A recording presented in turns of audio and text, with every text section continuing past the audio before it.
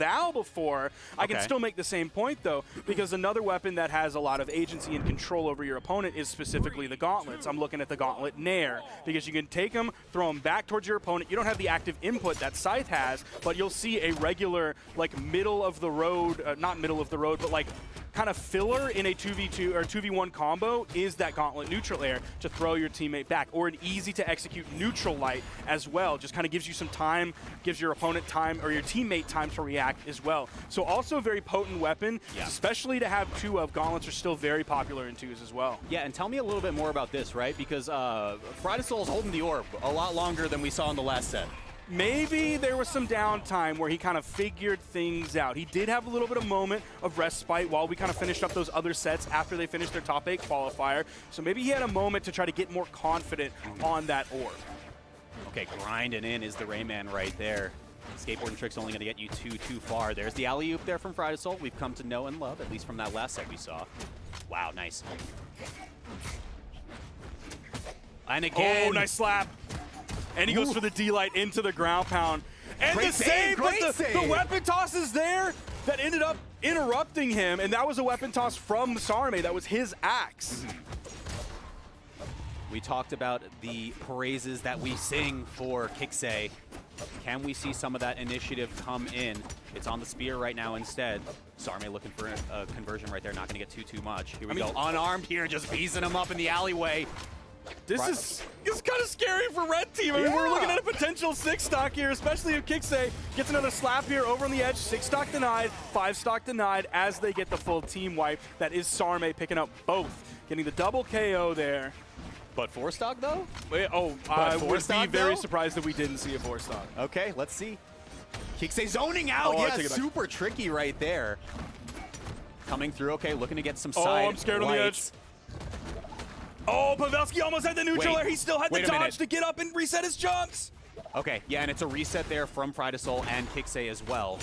Wow, great coverage there from KiXe. FryDasOle following it up right back there. Yep, and Sarme just knows. A fantastic punish that came out from FryDasOle to extend that and ultimately lead to the KO there. Great team play coming out from Fry and KiXe. Wow, and again, yeah, just the reactions from KiXe to just be ready for almost anything Fry wants to throw at them has just been unbelievable so far. Really great showing in this first game. So we talked about how much control he has with the Scythe, and especially like the down air is a great setup tool to take and throw your teammate or your opponent into your teammate. Then of course the neutral signature comes out from KiXe's Katars. But also when you have the orb, you have neutral light as kind of your simple setup option to send them basically straight over to your teammate, deliver them on a silver platter, and then out comes the neutral signature from KiXe. So he has those simple setup tools that can lead to a stock.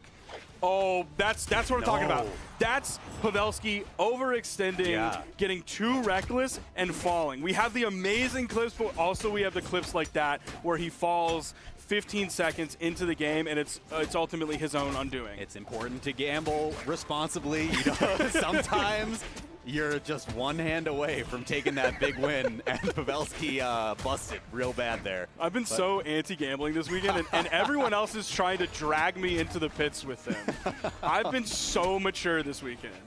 Okay. Here we go. Pavelski giving Sarme a little bit of breathing room to approach back towards the stage. Let's see how Sarme comes in now with that scythe right there. Delivers onto Pavelski. Big damage, but broken up by the item toss as well.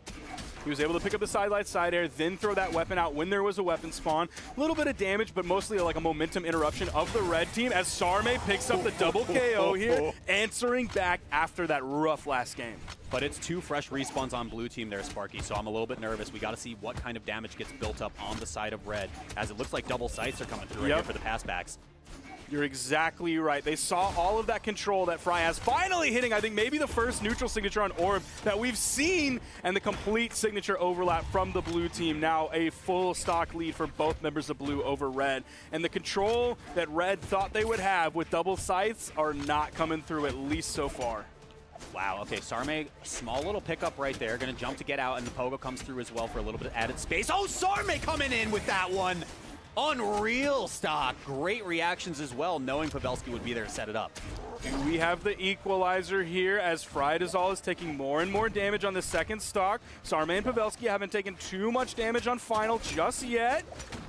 That might start to change here as the juggle game comes out from KiXe. Pavelski coming in. The signature makes contact. Sarme in the orange. Okay, KiXe running back to try to protect FryDasOle for just a little bit longer. The stock will be dropped right there, but on a fresh one. Oh no, that is a crucial 2v1 for Red Team to pick up right there, and Pavelski knows it. Now, because Pavelski has gauntlets in his hands, that means they don't have to worry about DI no matter what Sarme has. Okay, Pogos, love it.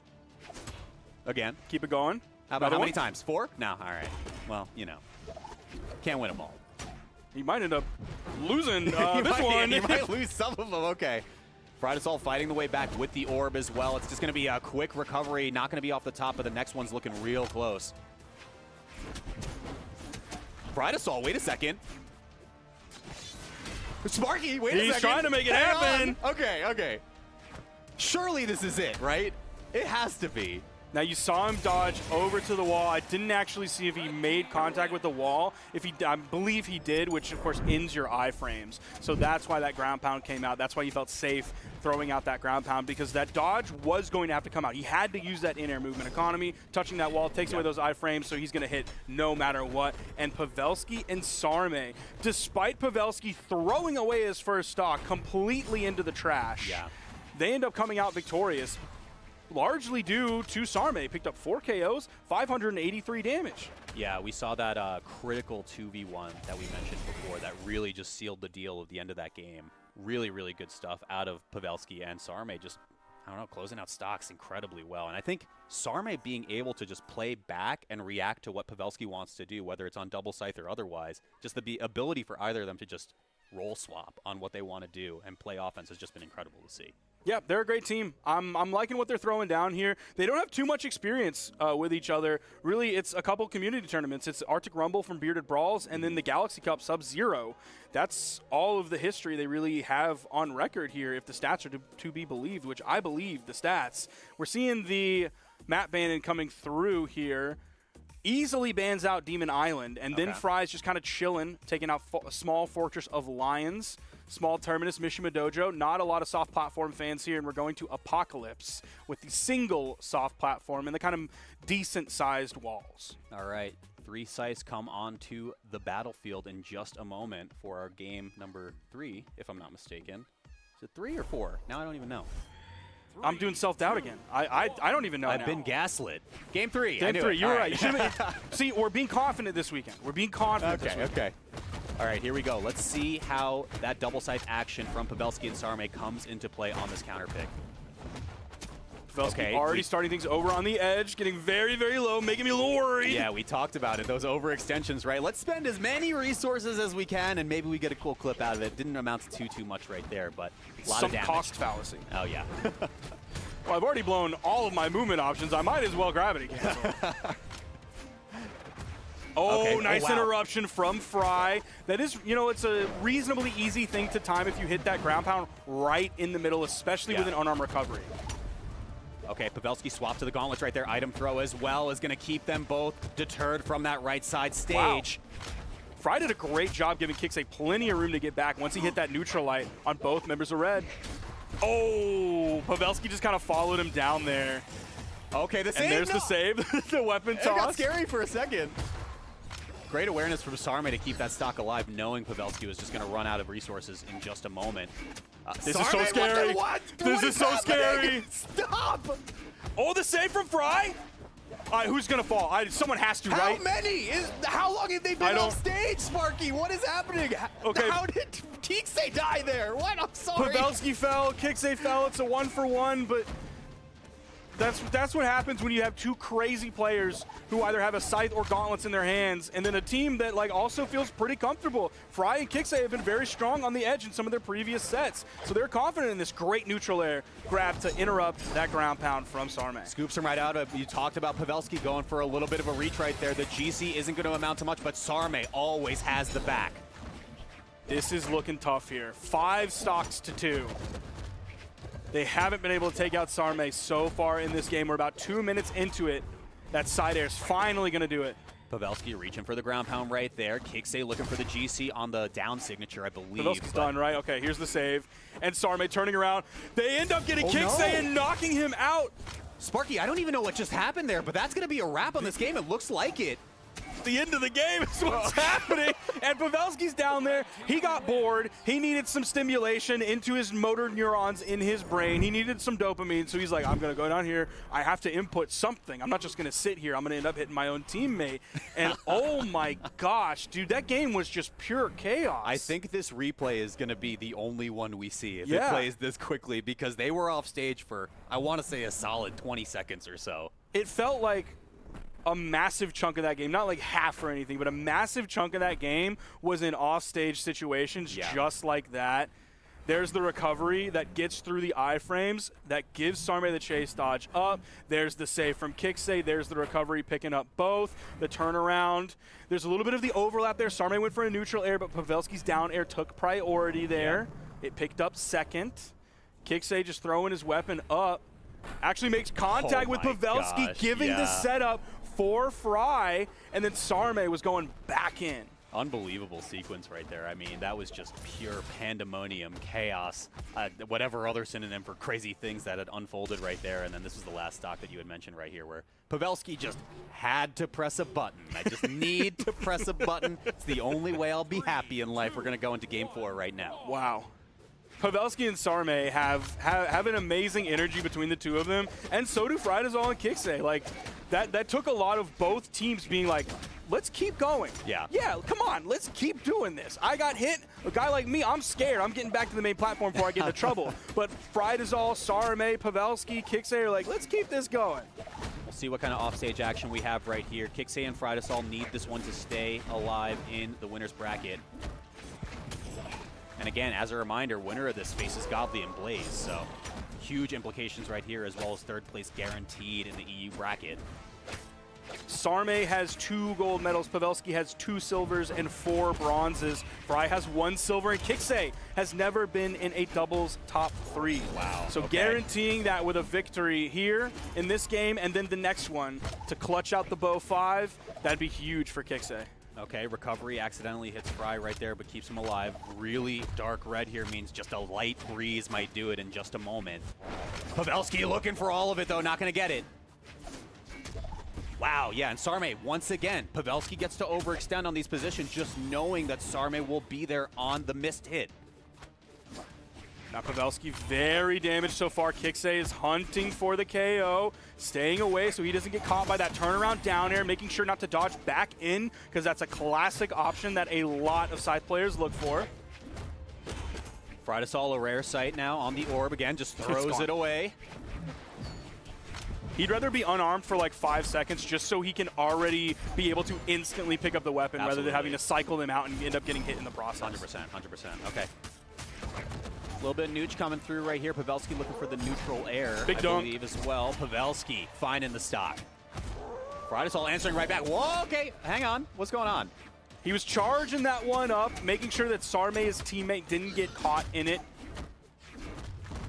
Wow, nice conversion again. Not going to be a KO off the top, but again, FryDasOle just desperately throwing the weapon downward to try to create a little bit of space. Recovery from Fry allows them to live for a little bit longer. Here we go. A little bit of team damage back and forth. First, the recovery from Pavelski onto Sarme, then Sarme onto Pavelski. Do they get the full team wipe here? Now that's important. What we just saw is the scythe kind of has a what we call the grab property, where if I hit you, my teammate, and an opponent at the same time, it will prioritize the opponent. Gotcha. So you can safely throw that out knowing that you won't actually do the work on your teammate. Work's being done here by KiXe, who is the healthiest in this game, but it's still relatively even between these teams, and now it is almost completely even. Sarme has a little bit of damage on him. Yeah, the reactions from Pavelski, just knowing that Sarme is going to toss KiXe straight into him to get that conversion into recovery. Really good stuff. We keep it even at 1. KiXe, the most healthy, like you said.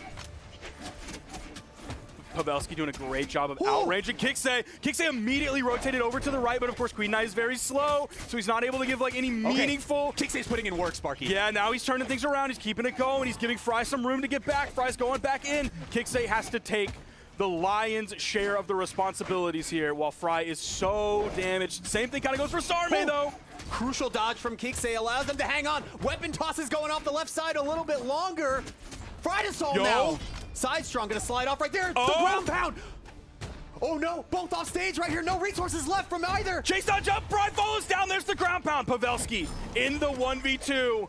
KiXe a little bit slow on that side there. The weapon toss goes 45 degrees down. They'd rather have maintained stage control. They grab the weapon. The recovery from KiXe and FryDasOle, and KiXe take it. Oh my gosh. Unreal, man. Holy moly, the amount of overtime work. I'm paying KiXe. I'm not paying him time and a half. I'm paying him time and 3/4 after that. Because the way that he, as really, you pointed that's out, not even a 2-time? Oh, maybe I'm giving him 2x for a little 2-time for what he did right there. I think that last stock that you pointed out was so huge, right? KiXe sees FryDasOle's in trouble right there, just jaunts his way over to the right side and says, you know what? I'm here to get your back. That was wild. That was so wild. 5 KOs from KiXe that game. Great job finding those KOs, actually securing those KOs. 554 damage as well. Great setup from Fry. But I love that, like, even at the end, and I might be saying this just because they ended up winning, but I like that Fry wasn't totally scared. Yeah. Because there were those moments where, like, KiXe ends up getting knocked away, or they just did, like, a position change. And then Fry, like, threw out 1 or 2 reasonably safe moves. All of a sudden, swap positions again. KiXe's in your face. Yeah. I love to see it. I mean, the way that they were playing their roles was just so, it was perfect. Like, really, really perfect, honestly. And I think when KiXe needed to play fast, he knew it, and he played fast. Absolutely. Really good stuff. And we're going into the game 5 here. Between these two teams, no legend swaps whatsoever. These players are playing these legends, like, at breakneck speed. They're playing them to their limits. I'm loving KiXe's Queen Nai. We haven't seen a lot of Queen Nai here lately. Like, Fozy occasionally plays Queen Nai, but it's very rare. So it's great seeing not only just someone who is good at Queen Nai, but of course Fry as well, someone who is good at playing with Queen Nai. What I'm curious about, too, is we saw Pavelski specifically throw away a stock in Game 3, I believe it was. And you had mentioned it before, right? This player is just so aggressive, wants to go for the clips, and sometimes that leads to catastrophic failures. Does that change his tune a little bit as we go into this tiebreaker Game 5 here to decide winner's bracket? Knowing Pavelski, like, he doesn't throw away a stock, like, all the time. Knowing Pavelski, I think it really won't change his mind whatsoever, because he's a player that, like, because it happens frequently enough, he knows how to recover from it, which is why you didn't just see him crash and burn after he threw that away. Pavelski, slick movement on that platform right there. Really good stuff. Picks up the scythe as well, while Sarme holds off on the left side. We're playing a pincer out, inside out right here. Sarme picks up 1. Pavelski looking for the second. There it is. Nice. Sarme was able to somehow get the official double knockout, swapping weapons in between, picking up 1 person on the left and then the other person on the right. All right, Sarme going to get deposited off for the second stock. Pavelski still hanging on for a little bit longer, but as I say it, that side air isn't going to do a stock just yet. Okay, nice. There it is. Great coverage there from Fry. Made contact with it, also used it far enough back from the edge so he could safely throw it out and would have plenty of time to, like, recover, jump away, or use his dodge in case there was, like, a perfect timing coming out from the red team and it didn't actually make contact. Sparky, everyone's off stage. Sparky, I'm getting scared. You say, oh no, I'm saying, oh yes. I'm down. What I meant to say is, oh glory, I love it. Everyone playing off stage. We saw the red team just so down to go for it. Pavelski just wants to, or Fry just wants to play the game, but he's stuck in a cutscene, man. He's just getting scythed all over the place, and most of it was from Pavelski. But you have a follow-up like that. There's You're the 1-2. so quick at him. Okay, KiXe carefully spacing around, not going to find too much just yet, but now we slow the pace down. I love to see it. As I say it, Fry finds the stock on the right side. It's a slight lead for blue, Sparky. Pavelski's just trying to stay aerial, stay away from both members of the blue team while his teammate spawns back in. There we see the grab property coming through again, making contact and actually doing the real damage and the real force. Over to KiXe. Okay, KiXe want to stay alive right here. Okay, it's going to be a little bit of a desynced respawn from both players. Can they pick up a quick 2v1? No. You see Pavelski immediately putting pressure, moving over, setting up shop on that soft platform. But Fry did a great job keeping him away, did a little bit of unarmed damage. Now swapping over to the orb, hoping for a weapon spawn coming in shortly. It hasn't come in yet. He's only found like 1 hit, 2 hits on the orb so far. KiXe without a weapon. Right, can we get it? No. But KiXe needs the Katars. All right. KiXe getting mixed up right here. Fry does not have a lot of initiative to come in while he's on that orb. Oh, and Pavelski's probably going to get this one as well. Fry's still stuck on the orb. Oh, no. Sparky, blue team on the right side right here. Pavelski looking for the ground pound right there, but is that an SD? That was a down air from the orb as well, and now he's back over onto the scythe. The perfect serving tool to serve Sarme up to KiXe. Sarme unarmed right now. Weapon toss going to come through. It's off stage right here. Crazy recovery to thread the needle, but no weapons to be found. No stock either right here. Desperate recovery coming through. Got to be just one more. Fry looks for everything. I think this might be over soon, but wait. Oh, no, that was so slow. Wait, Sparky. Oh, he touched it. Hang on.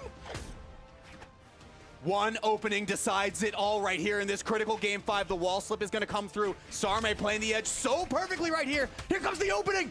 Oh, he was looking for the sidelight reset. The side air, and that does it. Sarme takes it. Sarme and Pavelski win the best of 5 and guarantee themselves a top 3 over Fry and KiXe, despite blue team having the man advantage. Oh my gosh, and I felt like this was epic evil foreshadowing happening right here. I mentioned